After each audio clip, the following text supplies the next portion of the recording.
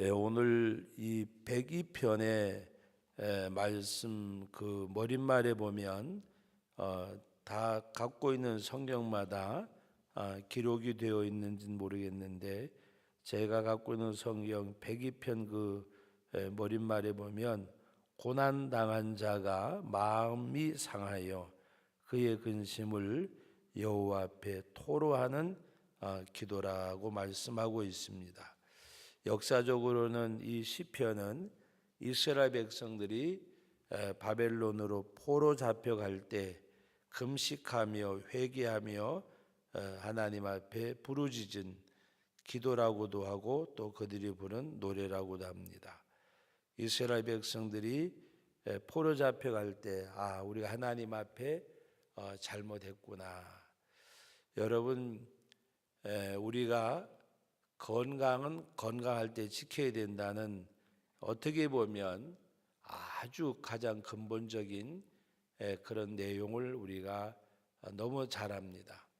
그런데 우리는 건강이 깨어지고 나서야 그 건강을 유지하기 위해서 새로운 일을 시작하든지 운동을 하든지 하는 그런 경우를 많이 봅니다. 내가 건강할 때는 늘 건강을 그냥 믿고 괜찮겠지 하고 살아가다가 혈압이 온다든지 당뇨가 온다든지 건강이 깨어지고 나면 그때서 운동을 시작을 해서 안 하는 것보다가야 100배 낫고 또 그렇게 해서 건강을 지켜가는 것이 좋은 일이지만 그러나 더 좋은 일은 내 몸이 질병으로 깨어지기 전에 바로 우리가 열심히 잘 관리하는 것.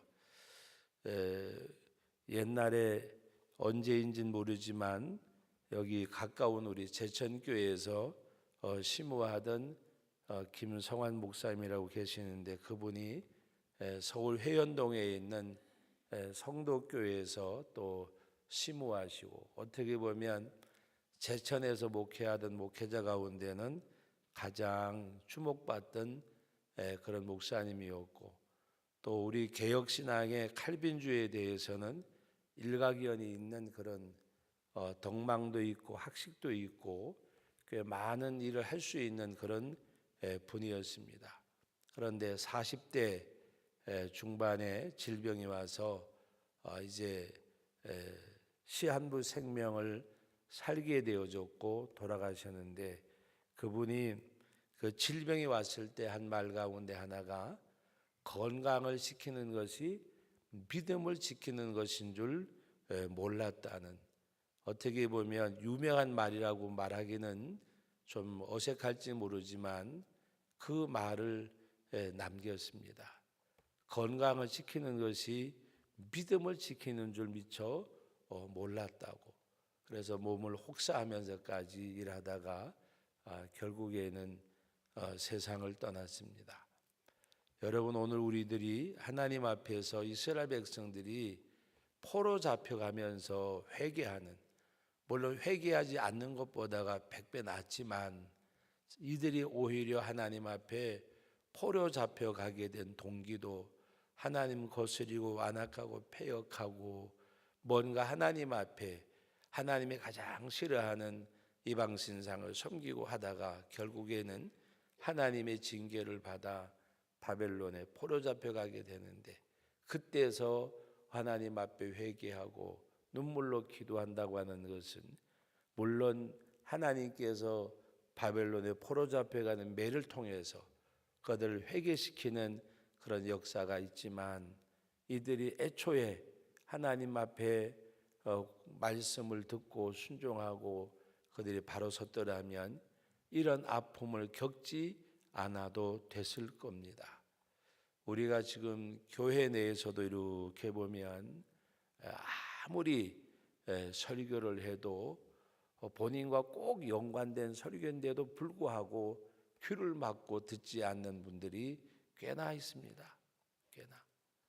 말씀이 자기하고 부딪혀야 될 말씀에도 불구하고 들려지는데 귀를 막고 있어요.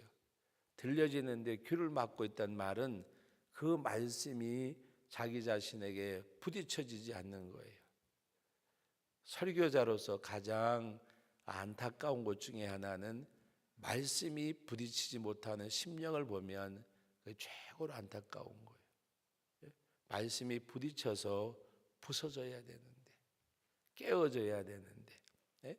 여러분 우리 찬양 가운데 보면 부서져야 되리, 무너져야 되리, 깨어져야 되리 찬양이 있잖아요.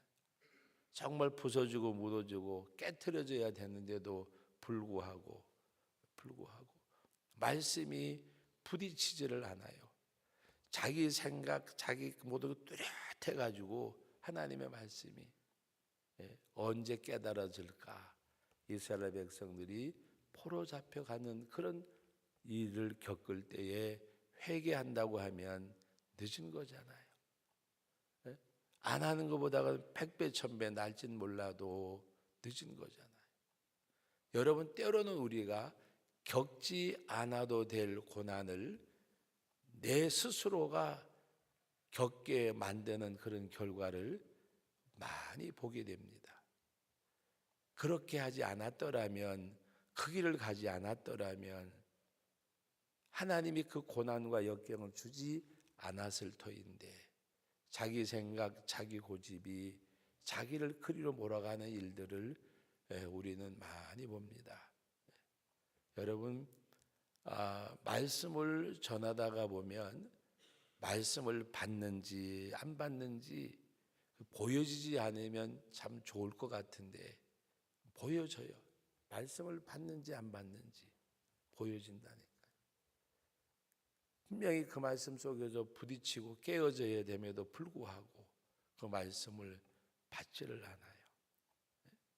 여러분 오늘 이스라엘 백성들이 오늘 하나님 앞에 포로 잡혀가면서 금식하고, 금식한다기보다가도 어떻게 보면 곡기를 먹을 만한 그런 상황도 아니고 형편도 아니고 너무나도 엄청난 일을 겪으니까 뭐가 넘어가겠어요.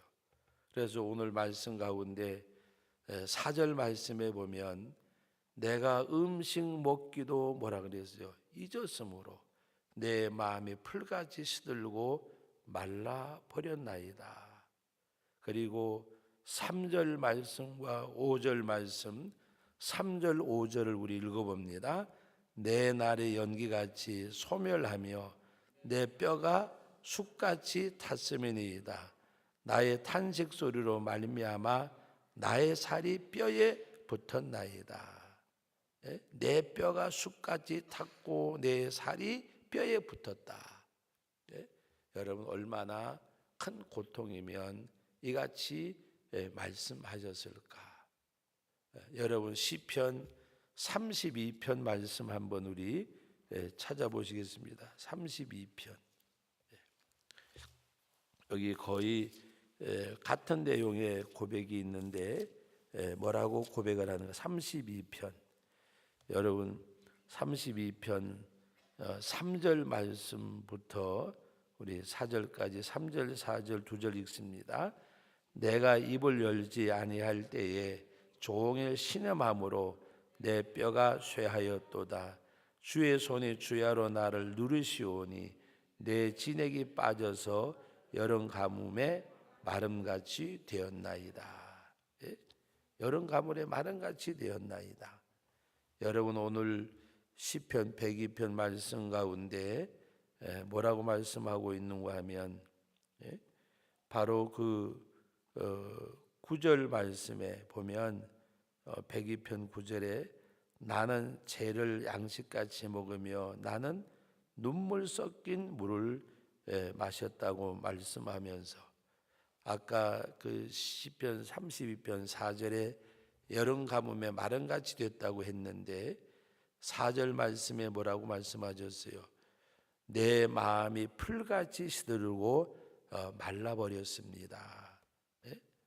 여러분 성도에게 있어서 가장 큰 고통은 주님과의 단절입니다. 단절. 어제 제가 낮에 말씀을 전하면서 관계성에 대해서 이야기하는 가운데 근육에다가 비교해서 말씀을 드렸어요. 여러분 우리가 가장 관계 가운데 그 단절처럼 힘든 것이 없다고. 내가 손해를 보더라도 관계가 단절되면 안 돼요. 사람과 사람 사이에서도. 거래 가운데 내가 손해를 보더라도 그것 때문에 관계를 깨트리면 안 돼요. 관계를 깨트리면 우리는 그것이 굉장히 소중한 거예요. 하나님 앞에서는 두말할 것도 없잖아요. 하나님과의 관계를 단절하고 내가 무엇을 하겠어요? 무엇을? 근데 교회 나와서 열심히 그냥 기도 좀 자기에게 주어진 역할 감당하고 열심히 신앙생활하는 것 같은데 내 방식대로 신앙생활하면서 하나님과의 관계가 단절된 사람들이 있다니까요. 많다 적다는 제가 안 하지만 있어요. 교회 와서 자기 역할 다 해요. 그런데 하나님과 관계가 단절된 사람이 있어요. 어떤 사람인가? 여러분, 하나님과 관계가 단절이 안 되면요, 말씀의 영향력이 그 삶에 미치지 않을 수가 없어요. 하나님과 관계가 설정이 되어 있으면 그 말씀이 그 삶에 영향을 미친다니까요. 그런데 전혀 상관이 없어요. 저는 너무 신기하고 놀라워요. 어떻게 그렇게 신앙생활을 할 수 있을까? 그게 기적인 것 같아요. 표현이 이상할지 모르지만 하나님과 관계가 단절되어 있는데도 불구하고 하나님과 단절된 것으로 본인은 생각지도 않아요. 그리고 신앙생활을 그냥 자기가 선택해서 가는 거야. 여러분, 그거는 신앙생활이 아니에요. 어떻게 보면 완전히 종교생활이고 우상을 섬기는 사람들의 삶과 조금 더 다를 바가 없는 거예요. 여러분, 우상을 섬기는 사람들이요, 절에 가고 싶을 때 가요. 무슨 말씀인지 알죠? 절에 가고 싶을 때 가고 또 초파일 되면 가고. 여러분, 이방 종교를 섬기는 사람들과 기독교인과 다른 점이 뭔가 하면 그들에게는 말씀과 성령이 이끄는 삶이 없어요. 여러분, 유신론자들과 무신론자들의 종교 생활이 다른 것이 그거예요. 여러분, 이방 종교를 섬기는 사람들은 유신론자 같지만 무신론자예요. 유신론자 같지만. 교회 안에서 신앙생활 하면서도 무신론자처럼 신앙생활하는 사람들이 있다는 말씀입니다. 하나님과의 관계가 단절되어 있고 말씀이 그 삶에 영향을 끼치지 못하고 무신론자적 유신론자, 그거는 종교생활이지 신앙생활이 아니에요. 신앙생활은 예를 들어서 글자풀을 그대로 하면 믿음 심자, 바라보는 거예요. 믿고 바라보고 믿고 따라가는 게 신앙생활이지, 내가 가고 싶을 때 가고 하고 싶을 때 하고, 그거 신앙생활 아니에요. 말씀에 오늘 주일이로구나, 하나님 앞에 내가 물질이 생겨 열의 하나를 성별하고,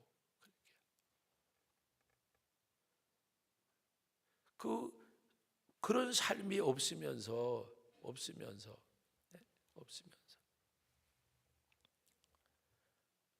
가끔 가다가 우리 정말 저는 안타까운 게 저도 목사지만 내가 목사의 직분에 맞는 삶을 다 살진 못하지만 우리가 흉내내는 삶은 아니, 그건 뭐 탤런트는 될지 몰라도 그건 아니잖아요. 여러분, 연예인들이, 예를 들어 연예인이란 말보다 연기자들이 아무리 좋은 연기를 해도 내가 세종대왕 연기를 해도 세종대왕은 아니잖아, 그죠? 우리 많은 연예인들이 뭐 대통령도 되고 뭐 되고 하지만 그렇다고 그 사람이 대통령은 아니잖아요. 여러분, 이 말이 사실은 우리들이 굉장히 중요한 말이에요. 중요한 말. 내가 하나님 앞에서 연기자가 아무리 좋은 역할을 연기를 해도 그 사람은 그것이 될 수는 없어요. 그것이. 예를 들어서 사극을 하는 가운데 그 속 누구요? 주몽이 역할을 한다고 해서 그 사람이 주몽은 아니잖아요. 그죠? 그 사람이 주몽은 아니에요. 여러분, 오늘 우리는 하나님의 말씀이 내 삶을 이렇게 주관하고 움직여주고 말씀의 영향을 받는, 그지 하나님과 관계가 단절이 아니에요. 이스라엘 백성들이 하나님과 관계가 단절되어졌어요. 그리고 바벨론에 포로 잡혀가요. 아, 잘못했구나. 깨닫고 회개하고 이 말씀의 내용을 보면 죄로 단절된 주님과의 관계, 이들이 기도하면서 회복을 소망하는 거예요. 소망하는 거. 그래서 하나님 앞에 그 부르짖음을 고백하는 거. 그래서 여러분 1절과 2절이 그걸 말씀해 주고 있는데 같이 한번 읽어봅니다. 1절 2절.